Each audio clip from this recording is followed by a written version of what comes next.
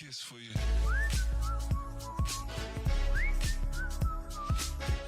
Trying a new microphone out here, the Shure MV7 Plus, so hopefully that, the background noise isn't too bad on both headphone and speaker. The audio levels are good. I have it set to auto adjusting and everything.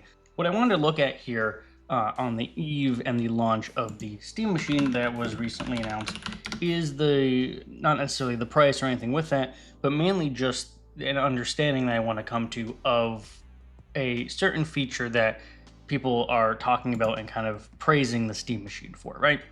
So right now, the main contention point is obviously the price and the fact that it is $1,050 at starting, and then goes up if you want the 2 terabyte version to $1,350, and then if you want the controller, it's an extra $100, right? So like, the price is a very big contention point, and the value of the machine and all that. The Steam Machine will be for somebody. It will be for a person that wants what it is offering in terms of its experience and form factor, right?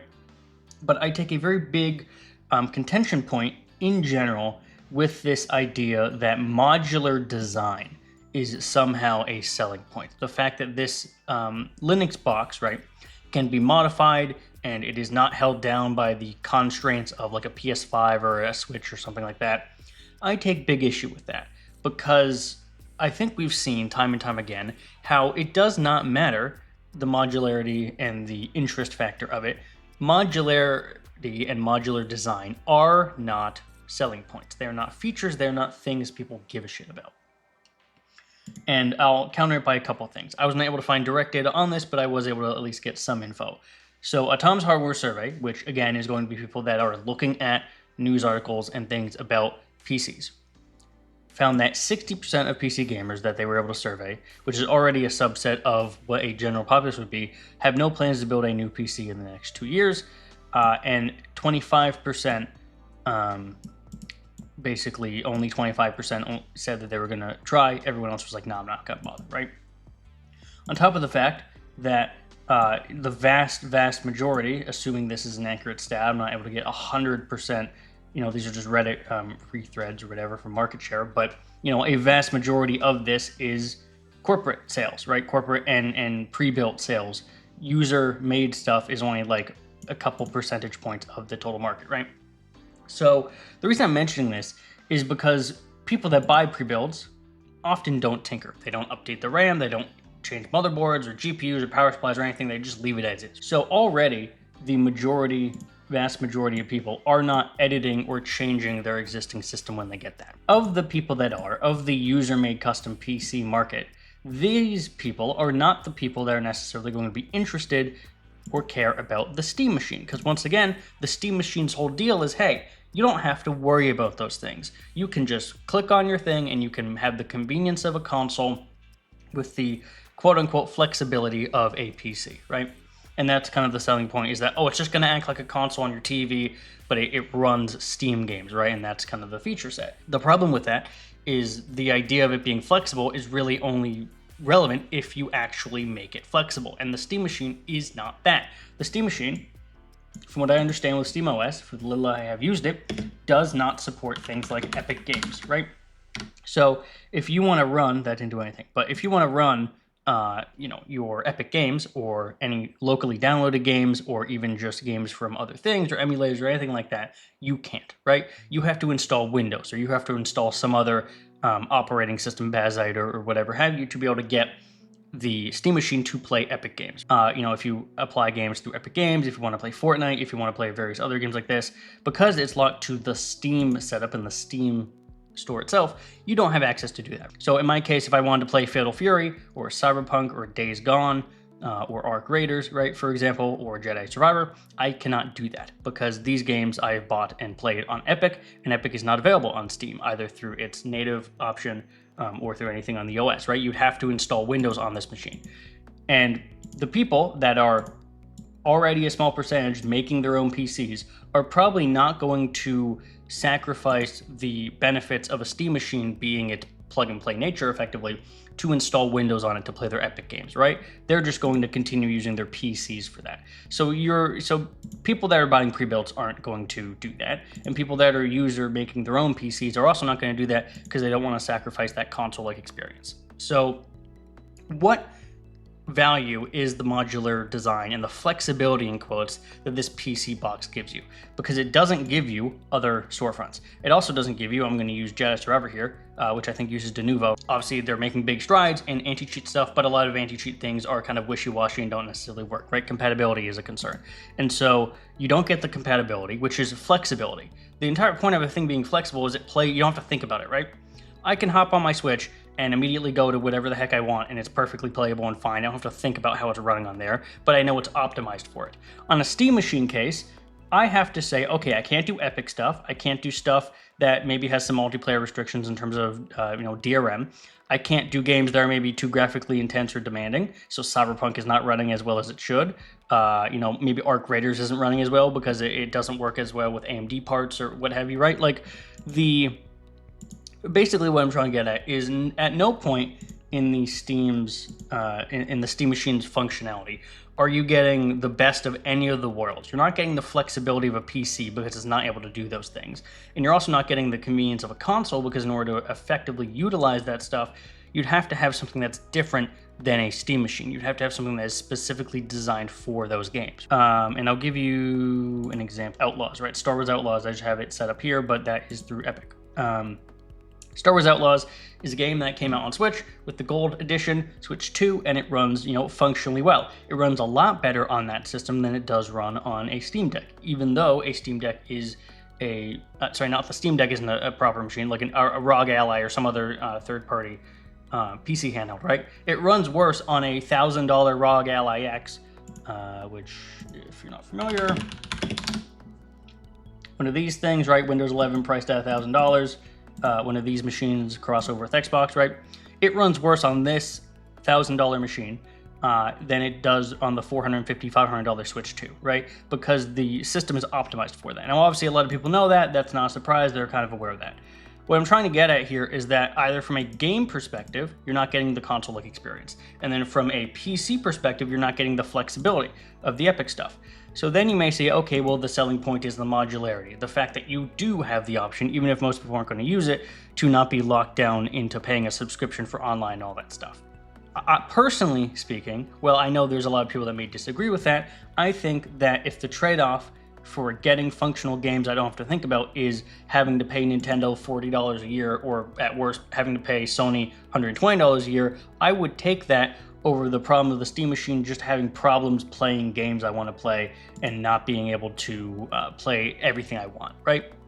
I think there's a little bit of a disconnect there, especially with the fact that, again, there's a bunch of articles here. I can link them in the description if you want. Like, Google's Project Modular Phone died. The HMD Fusion 2 is dead.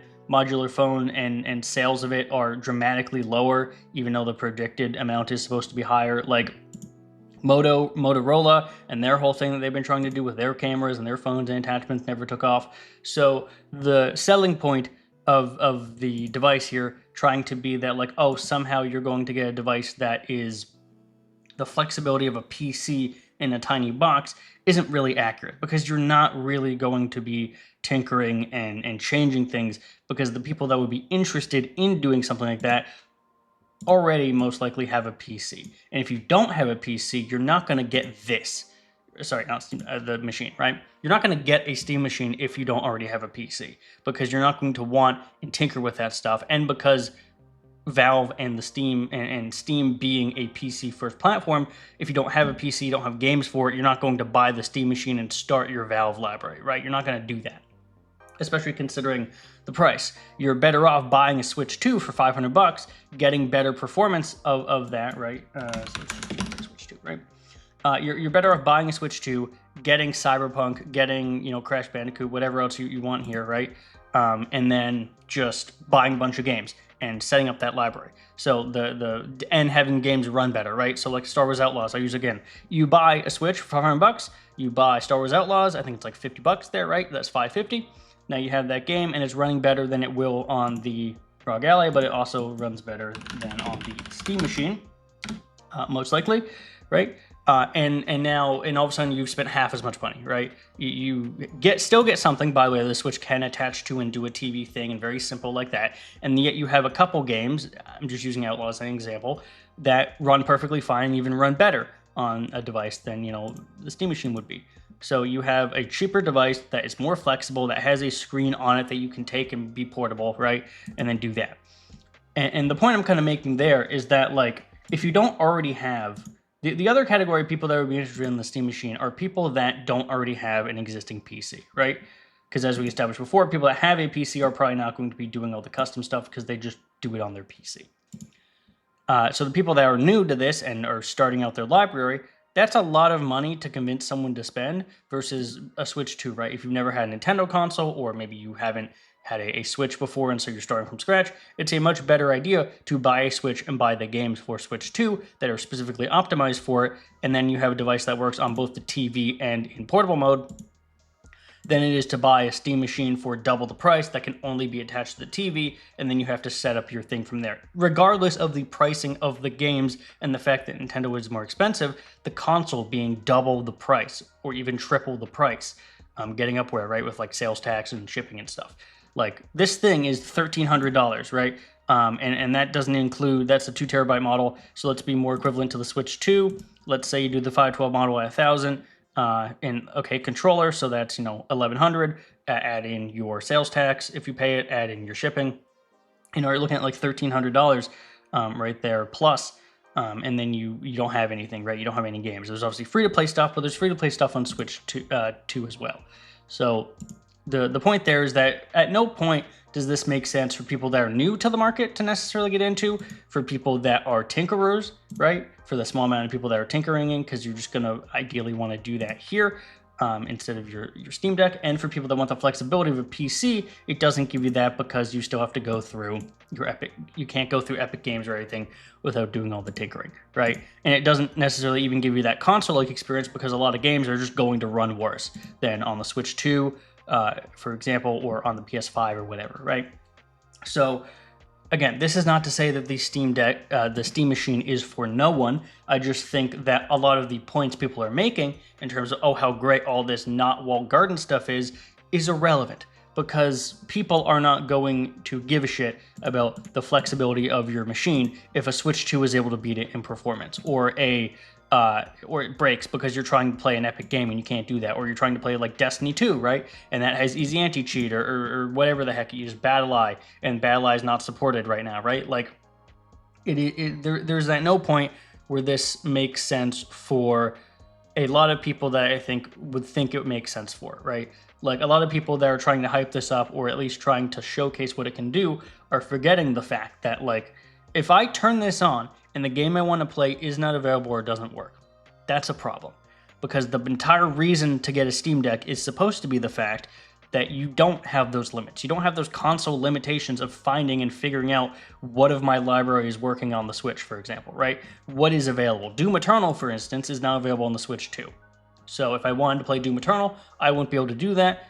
That, by some metrics, could be seen as a failure of the console. The Steam Machine is supposed to say, hey, you don't have to worry about that.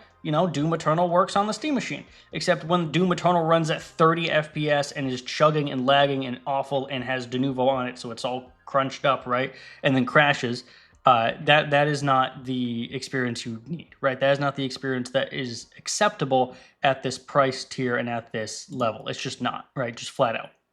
So I think there's a lot to contend with there. Again, not saying that this is absolutely like dead on arrival or that no one's going to want it. It's just I think a lot of people need to really think carefully about what that flexibility actually means and actually allows you to do. Because I think a lot of people are going to be quite disappointed if they do end up getting the Steam Machine with the fact that it is not a PC in that sense. It is not just going to play all the games you want without any hassle. I'm not saying PC is always that way. I'm not saying PC is like, oh, never a problem. But, I can open any one of these games and download it. And for the most part, I'm not going to have a big issue, right? There may be some problems on the PC side itself, adjusting graphics or displays or whatever, but the game itself is going to run. The game itself is not going to have some terminal, functional, illogical problem that's going to break it. And with the Steam Machine, with Linux, especially on the performance side, you don't know. And I think that's just a very important point. Overall, I think that people just need to be a lot more critical about what is happening and where the industry is at. And especially in an economy where things are a lot tighter than they usually would be, I think there needs to be a very hard look at what the actual value and purpose of a lot of these things that we're buying is. What is the net gain? And if the net gain is a buzzword of flexibility without any functional difference, that's not good. That's not a thing we should be looking for. Just because you theoretically have the flexibility of this doesn't actually mean that results in a meaningful change. Meanwhile, having a properly done, properly ported Switch 2 game like Outlaws is, for example, does matter. It does affect you. It makes this game playable and functional. There's plenty of examples on Switch 2 of games that don't have that, of games that are bad. One of the examples I bring up is Rune Factory. Gardens of Azuma. This is an awful Switch 2 port of a game and runs pretty poorly, right? So I'm pretty disappointed when I played that and reviewed that game of how that ran on Switch 2, right? So there is examples of that happening here. But the likelihood of it happening is a lot less because of just the general nature of what Switch 2 is and how many people have dev kits and how functional it is and all that stuff. Compared to the Steam machine, where you can just port whatever to Steam and have it pop up, and maybe it works on Linux or maybe it doesn't, or maybe it runs well or maybe it doesn't, you know? So that's all I kind of wanted to be looking at in this video. Hopefully you found this interesting. Hopefully I wasn't just blabbering on about. I do try and make these videos somewhat informative and kind of have people and help them tune into things that they may not have seen otherwise or may not be aware of. So hopefully you found some of this interesting. If you want to see more videos like this on the channel, make sure to like, subscribe, do all that, and I'll see everyone in the next video.